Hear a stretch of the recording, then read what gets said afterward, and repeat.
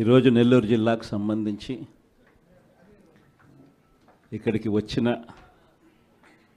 జెడ్పీటీసీలు, ఎంపీపీలు, మున్సిపల్ చైర్పర్సన్లు, డెప్యూటీలు, ఇంకా కాన్స్టిట్యున్సీకి సంబంధించిన ముఖ్యమైన నాయకులు. ప్రజల్లో వ్యతిరేకత 6 నెలలకే ఈ స్థాయిలో ప్రజల్లో వ్యతిరేకత ఉన్న ప్రభుత్వం బహుశా నాకు తెలిసి దేశ చరిత్రలో ఏది ఉండదు, ఒక ఈ ప్రభుత్వమే తప్ప.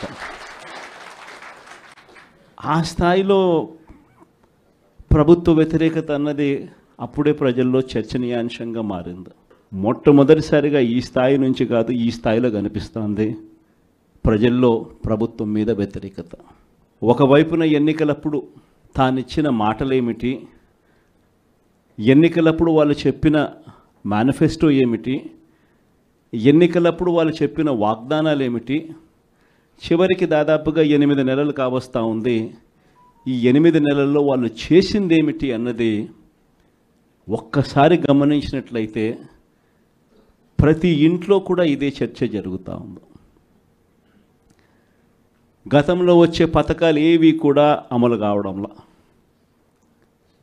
మరోవైపున చూస్తే ఎన్నికలప్పుడేమో ప్రతి ఇంటికి పోయారు, ప్రతి ఇంటికి పోయి మరి ఆ ఇంట్లో ఎవరిని వదిలిపెట్టల.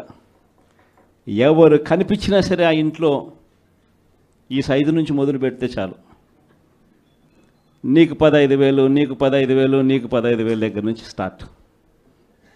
ఆ నుంచి ఇంక కొంచెం అడుగులు ముందుకు వేస్తే ఆ ఇంట్లో నుంచి ఆ పిల్లల తల్లి బయటకు వచ్చిందనంటే, ఆ తల్లి బయటకు వచ్చినా, ఆ పిల్లల చిన్నమ్మలు బయటకు వచ్చినా కానీ వెంటనే నీకు 18,000, నీకు 18,000, నీకు 18,000 అని స్టార్ట్.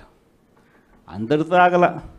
ఆ ఇంట్లో ఎవరు కనపడినా సరే, ఆ ఇంట్లో ఆ తల్లుల పెద్దమ్మలు, ఆ తల్లుల అత్తలు, వాళ్ళు బయటకు వస్తే చాలు, నీకు 48,000, నీకు 48,000, నీకు 48,000. అంతటితో కూడా ఆగల. ఆ ఇంట్లో నుంచి ఒక 20 ఏళ్ళ పిల్లోడు అలా నడుచుకుంటూ బయటకు వస్తూ కనిపిస్తే చాలు, నీకు కూడా 36,000, 36,000, 36,000 అన్న మొదలుపెట్టారు. అంతటితో కూడా రాగల. ఇంట్లో నుంచి ఎవరైనా రైతుగా కనిపించాడంటే, ఒక కండువా వేసుకుని పెద్ద మనిషి ఎవరైనా కనిపించారంటే, నీకు 20,000, నీకు 20,000, నీకు 20,000 అని స్టార్ట్. ఇలా ఇంట్లో ఎవరు కనపడినా, ఏ సైజులో కనపడినా, ఈ సైజు నుంచి ఈ సైజు దాకా ఎవరు కనపడినా కూడా ఇంట్లో 15,000 నుంచి మొదలు పెడితే 48,000 దాకా ప్రతి ఒక్కరికి నీకు నీకు నీకు నీకు అని చెప్పుకుంటూ వచ్చారు. కానీ ఆ రోజు మనం అబద్ధాలు చెప్పాల.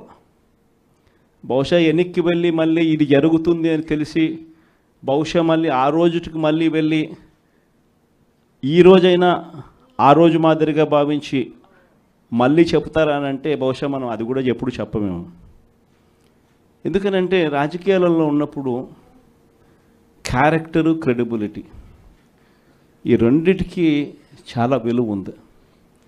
క్యారెక్టరు, క్రెడిబిలిటీ అనేది ఎలాంటివి అని అంటే, ఒక మనిషి ఒక లీడర్గా మనం ఒక మాట చెప్పినప్పుడు అదొక కార్యకర్తకు కావచ్చు, లేకపోతే ఒక మనిషికి కావచ్చు, లేదా ఒక ఇంటికి కావచ్చు, ఒక వ్యక్తికి కావచ్చు.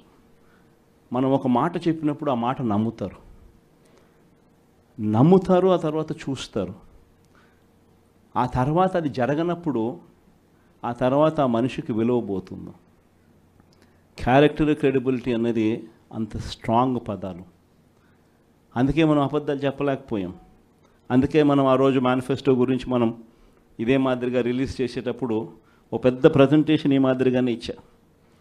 ఇది మన పథకాలు, ఇవి మనం చేస్తూ ఉన్న పథకాలు, దేశంలో కాదు రాష్ట్రంలో ఎప్పుడు చూడని విధంగా మొట్టమొదటిసారిగా ఒక మేనిఫెస్టో అన్నది ఒకటి చెప్పి, మనం రాకమునుపు చరిత్రలో ఎప్పుడు జరగల. మనం రాకమునుపు ఏ రాజకీయ నాయకుడైనా కూడా మేనిఫెస్టో అంటే ఎన్నికలప్పుడు ఇంతలా పుస్తకం చెప్పేవాళ్ళు, ఎన్నికలు అయిపోయిన తర్వాత దాన్ని చెత్తపుట్టలో పడేసేవాళ్ళు. మొట్టమొదటిసారిగా ఎన్నికలలో మేనిఫెస్టో అన్న పదానికి అర్థం చెప్పింది ఎప్పుడైనా జరిగింది అని అంటే అది ఒక్క వైఎస్ఆర్సీపీ ప్రభుత్వంలో మాత్రమే అని గర్వంగా చెప్పగలుగుతాం. Subscribe to Social TV Telugu for more videos. Hit the bell icon for faster updates.